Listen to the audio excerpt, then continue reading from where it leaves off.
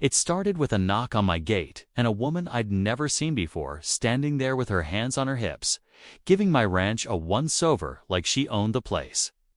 "This land's way too empty," she said, eyes squinting like she was doing me a favor just showing up.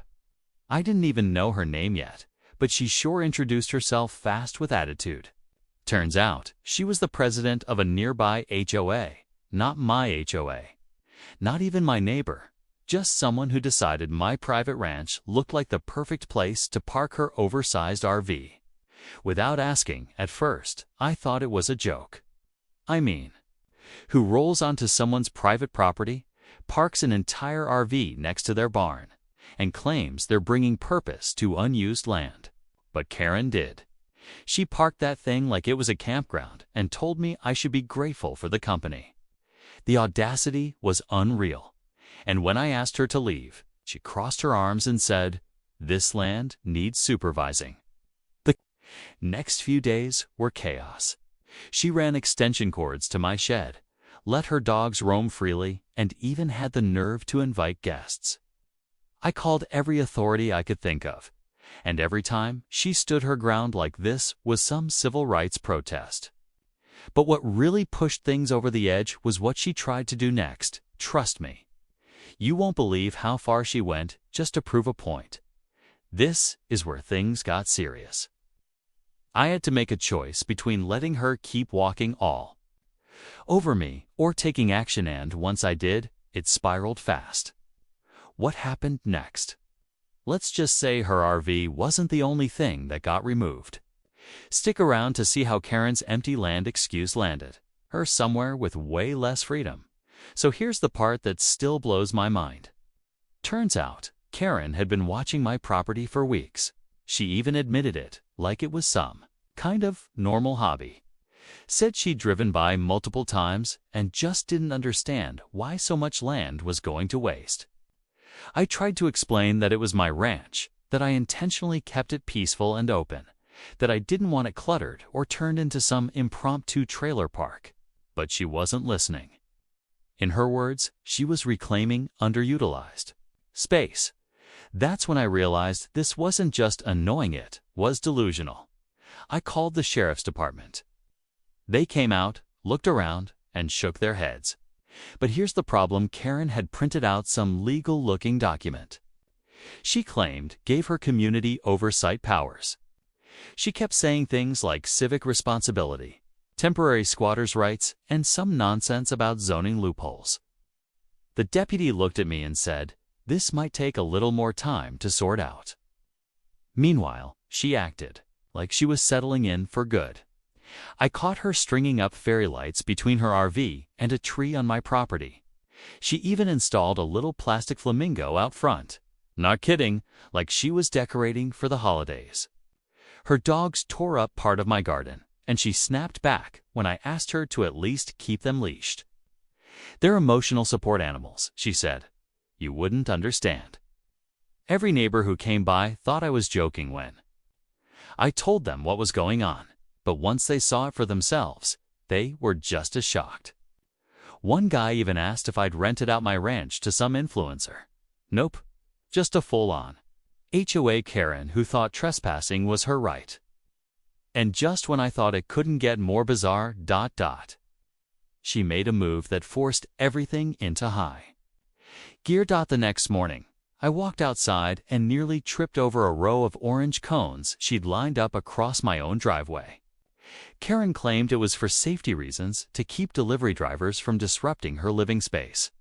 She even waved at me with her coffee mug, like we were just friendly neighbors sharing land. At that point, I wasn't just annoyed, I was stunned. This woman was escalating every day, and I felt like I was trapped in some twisted HOA-themed sitcom. Only it wasn't funny. I started documenting everything: photos, videos, timestamps. Not just for the sheriff's office, but in case I needed to take legal action. She, on the other hand, had started handing out fake HOA notices to my mailbox, and even slipped one into my neighbor's gate, saying there'd be a mandatory compliance walkthrough on my property. The thing is, my ranch isn't even part of any HOA. Never has been. That was the whole point of moving out here, to get away from that kind of control. One subplot started to unfold when one of my neighbors, Tim, told me his cousin had dealt with Karen before. Apparently, she'd been kicked out of a homeowners association in a nearby town for impersonating board members and issuing fake citations.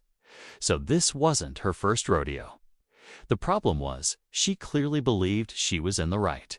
That made her dangerous, in a different kind of way. At one point, she put up a laminated sign on my fence that said, "Future Community Garden under HOA Vision." I was speechless. She hadn't just parked an RV. She was trying to claim the land. I called code enforcement again, and they promised to look into it, but with everything going on, it felt like I was the one under pressure. Then, out of nowhere, Karen filed a formal complaint against me. That's when I realized she wasn't just playing games anymore. She was preparing for something bigger. By the end of the week, my peaceful ranch felt more like a hostage situation. Karen had gone full HOA president mode X with zero authority. She was printing out fake notices, taping them to my gate, even claiming I had violations like lack of communal seating and dust exposure from unpaved roads. It would have been funny if it wasn't so invasive. One night, I caught her walking the perimeter of my land with a flashlight and a clipboard, muttering to herself about property lines and future zoning adjustments. The complaint she filed against me wasn't just some empty threat either. She'd actually mailed it to the county office, claiming I was operating an unregistered RV park because, according to her RV being on my land meant I was hosting. It was absurd, but it forced the county to open a file and send someone out to assess the situation. Karen stood proudly next to the RV, greeting the inspector like she was the landowner and I was the intruder. I tried to stay calm, but inside, I was boiling. Every time I called someone for help, Karen found a way to twist the situation. She even told the local sheriff that I'd invited her as a guest and was now harassing her after a dispute. She said she had witnesses random, friends she'd invited out, who lounged in lawn chairs by her RV like it was a weekend camping trip. Then one morning, I woke up and saw construction stakes in the ground, bright pink markers lining part of my pasture with a laminated sign that read, HOA Beautification Project Phase 1. I couldn't believe it. She was literally marking territory like she owned the place. At that point, it was clear she wasn't planning on leaving. In fact, she was doubling down, and just when I thought I'd seen it all, she brought in a second RV. I stood frozen, staring at the second RV creeping down my driveway like it belonged there. It was even bigger than Karen's, with a satellite dish on top and lawn chairs already strapped to the back. A man stepped out wearing flip-flops and a sun hat, holding a clipboard and a coffee. "I'm here for the HOA expansion," he said casually, like this was a planned event. I didn't know whether to laugh or scream. Karen strutted out of her RV like some self-declared mayor, arms wide open, welcoming him like an honored guest. Right on schedule, she beamed. Turns out, Karen had posted in some obscure community forum online, advertising open RV spots on what she called a non-restrictive private HOA oasis. She was literally recruiting people to move onto my land, calling it a rural community development opportunity. That second RV wasn't a one-off. She had 2 more on the way by the weekend. I rushed to call the sheriff again. And while they promised they were working on it, they warned me that Karen had filed another complaint, this time alleging I was aggressively hostile toward peaceful RV dwellers. She was twisting every situation into a legal headache. And now, with more strangers preparing to park on my ranch, things were spiraling fast. To make matters worse, one of the newcomers had started building a fire pit on my land without asking. I confronted him, and he shrugged, saying, "Karen said it was approved." Approved by who? This wasn't a campground. It was my home. But suddenly, I was outnumbered. and these folks were acting like I was the unwelcome one. I knew I had to act fast. Karen was spreading misinformation, turning my private property into her own HOA fantasy land. But I also knew one wrong move could backfire and get me in more trouble. And just when I thought it couldn't possibly escalate further, I discovered she'd started collecting rent. The moment the deputy held up that fake badge, Karen's entire facade cracked. She went pale and stopped talking altogether. No more excuses. No more talk about safety or anonymous complaints. Just silence. The officers didn't waste any more time. They cuffed her right there in my driveway. As they read her rights, she muttered something under her breath that still gives me chills. She said, "I wasn't finished yet." It wasn't just creepy, it sounded like a threat. Like I'd interrupted something she'd been planning for a while. They searched the rest of her car and found even more strange stuff. A notebook filled with addresses, dates, and detailed notes on pet behaviors, some of which were completely made up.